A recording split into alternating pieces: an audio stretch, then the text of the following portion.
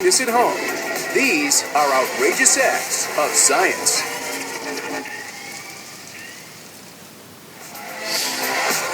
In this episode, we celebrate the face palm.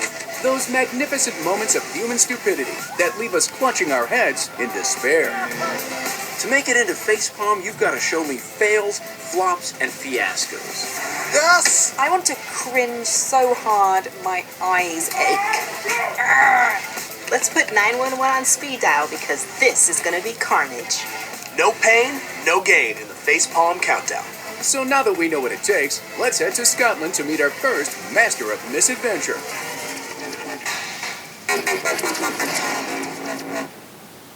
This is pro BMX rider Jason Phelan trying a new stunt without a crash pad. Insane or inspiring? Ow! Oh, Ow! I didn't know backs could bend that way. that looks so painful. Human flesh smacking concrete. Double facepalm. I can't even watch. Yes, Jason's rail slide backflip ended in an epic facepalm. You win again, Gravity.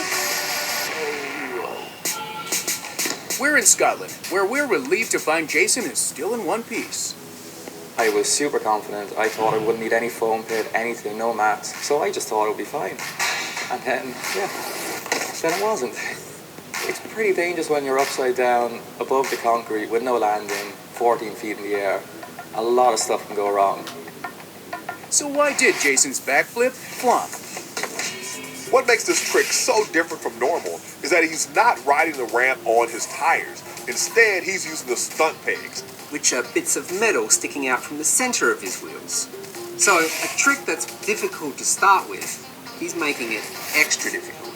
The first attempt didn't work because when Jason and his friends built the rail, they didn't do any mathematics. They made the ramp too steep, and they also didn't account for the friction of the pegs on the metal, so by the time he left the ramp, he was going way too slow. He couldn't rotate fast enough, and he wasn't in the air for long enough to do the full flip. and as a consequence, he landed right on his head. Ouch. The impact to his head obviously wasn't hard enough, because 12 months later, Jason's trying it again.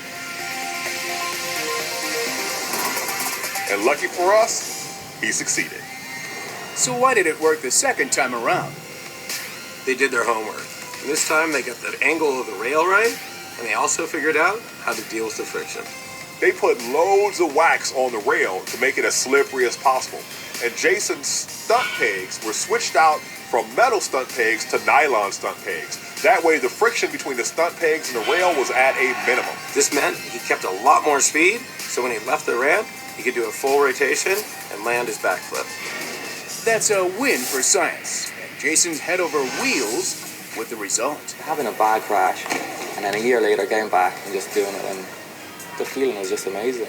Jason managed to turn this trick completely around from a serious fail to a serious win. Yes!